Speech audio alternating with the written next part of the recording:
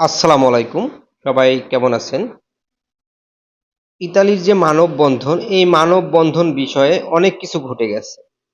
এই সকল কিছু নিয়ে আমি এখন পর্যন্ত আপনাদেরকে একটি ভিডিও বানাইনি এবং এই যে মানববন্ধনে কি ঘটলো, নতুন যে কথাটা হচ্ছে SUI এটা কি? সবকিছু মিলেই আপনাদেরকে আমি এই ভিডিওর মধ্যে জানাবো। তাই ভিডিওটি না টেনে সম্পূর্ণ দেখুন। প্রথমে আসি এই মানববন্ধনে সবাই কি অর্জন করলো এবং আমি মানববন্ধন নিয়ে তেমন কোনো ভিডিও দেইনি কেন আমাকে ফেসবুকে এসএমএস করেছে অনেকেই মেসেঞ্জারে, ভাই মানববন্ধন নিয়ে কিছু বললেন না। মানববন্ধন নিয়ে আমি বলিনি এই জন্যই, দেখুন আপনারা ৬০,০০০ ভুক্তভোগী বা ধরুন ৬০,০০০ না হোক ৫০,০০০ ভুক্তভোগী, কিন্তু মানববন্ধনে কয়জন লোক গিয়েছে? ৩০০ থেকে ৪০০ মানুষ মানববন্ধনে জয়েন হয়েছে। তাহলে এখন বুঝুন মানুষ মানববন্ধনকে পছন্দ করে কিনা। আসলে মানববন্ধন নিয়ে ওইভাবে কথা বললে আমি হয়তো কারোর কাছে দালাল হয়ে যাব বা কারোর কাছে ভালো হব। এই জন্য আমি মানববন্ধন নিয়ে ওই ধরনের কোনো কথা বেশি বলি না। তবে মানববন্ধনে যে চুই কথাটি সবার মুখে মুখে, এটা কি আসলেই আপনাদের জন্য কাজের? আপনাদের কি মনে হয়?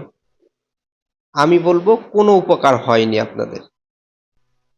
মূলত যে সকল ভাই ব্রাদার মানববন্ধনে জয়েন হয়েছে এরাও ওইভাবে বুঝতে পারেনি এই সুইটা কি। আপনাদের আমি একটি ভয়েস শোনাবো, ভয়েসটা শুনুন। রোমান, ওইটার পুরো অর্থ হলো স্পেত্তেলো উনিকো ইমিগ্রেশন। এই সংস্থা হলো এই যে যত অভিবাসী আসে, আসা, যাচাই বাছাই, মানে সমস্ত কিছু এরা তদারকি করে। এটা ওই যে প্রেফেক্ট অফিসের আন্ডারে এরা কাজ করে। এদের একটা আলাদা একটা সেক্টর প্রেফেক্ট অফিসের ভিতরে। ওরা এগুলো যাচাই বাছাই করে, এই লোকগুলো কীভাবে আসবে, কোন মালিকের আন্ডারে আসবে, এগুলো ওরা যাচাই বাছাই করে। প্রেফেক্টের আন্ডারেই, প্রেফেক্টের ভিতরে আলাদা একটা সেক্টর আর কি। এটা হচ্ছে ভয়েস আপনাদের শোনাইলাম। এখন বলি, এই মানববন্ধনে মানুষের কোনো উপকারই হয়নি। আগেও যেমনভাবে কাজ চলছিল আজকেও সেই তেমনভাবেই কাজ চলেছে। আজকেও কয়েকটি শহরে পাসপোর্ট সাবমিট করার জন্য এসএমএস এসেছে রিটার্ন পাসপোর্ট পুনরায় সাবমিটের জন্য, এবং কিছু পাসপোর্ট মেইলের মাধ্যমে অ্যাপার্টমেন্ট পেয়ে জমা দেওয়ার জন্য এসএমএস এসেছে। এবং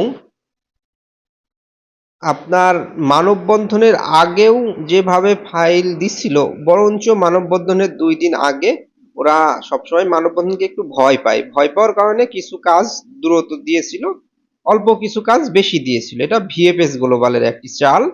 আর এখন আবার সেই আগের মতোই ওরা ফাইল সাবমিট করছে বা ফাইল ডেলিভারি দিচ্ছে। আজকে যেভাবে দেখলেন আজকেও সেই অল্প কিছু পাসপোর্ট সাবমিট হয়েছে এবং অল্প কিছু পাসপোর্ট ডেলিভারি হয়েছে।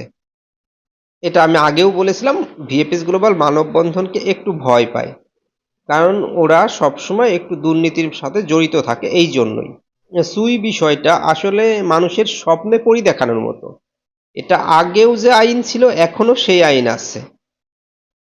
মালিকের যে কাগজগুলা ওরা বলতেছে আপনাদের যাদের নুলুস্তা অনেক দিন হয়ে গেছে আপনারা মালিকের কাছে গিয়ে এটা নতুন করে রেনো করে আবার জমা দিন, এটা বলতেছে। বা আপনার কিছুদিন আগেও বলেছে যে আগের যে নুলুস্তাগুলা জমা ছিল এইগুলা স্থগিত আছে। আসলে এইগুলা স্থগিত ওইভাবে নেই। যদি ওইভাবে স্থগিত থাকতো তাহলে এই যে ওরা অল্প কিছু সংখ্যক করে ভিসা দিচ্ছে এটাও ওরা দিত না, একবারে অফ থাকতো।